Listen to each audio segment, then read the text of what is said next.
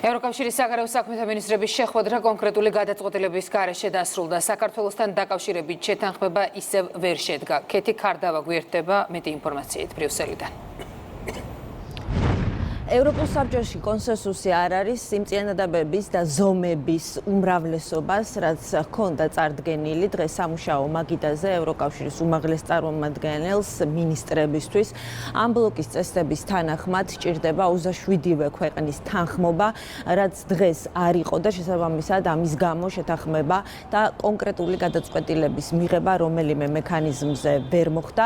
კაია კალასმა შემაჯამებელ პრესკონფერენციაზე ისაუბრა იმაზე, რომ მუშაობა გაგრძელდება და შესავალ სიტყვაში მხოლოდ რამდენიმე წინადადებით შეეხო საქართველოს ჩამოთვალა კიდევ ერთხელ ის ზომები, რომლებიც განიხილება საქართველოსთან მიმართებაში, როგორც თავად კაია კალასი ამბობს დემოკრატიის უკუსვლის გამო.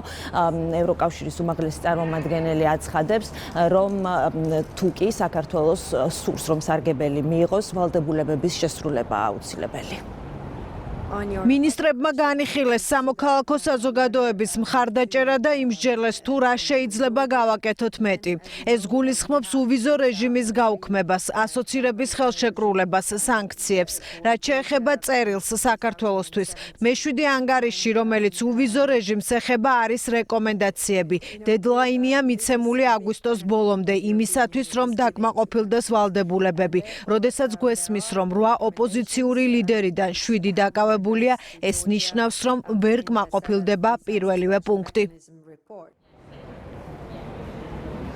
ევროკავშირში დღეს განიხილეს უვიზო მიმოსვლის შეჩერების შესაძლებლობაც და მოისმინეს თუ რომელ ქვეყანას რა პოზიცია ჰქონდა, მაგრამ ამ საკითხს დაუბრუნდებიან მინისტრები შემოდგომაზე, როგორც თავად თქვეს, მანამდე დააკვირდებიან თუ რა რეაქცია ექნება საქართველოს ხელისუფლებას. ევროკავშირის წევრი ქვეყნების საგარეო საქმეთა მინისტრების შემდეგი სხდომა უკვე განრიგის მიხედვით 6 ოქტომბერს გაიმართება.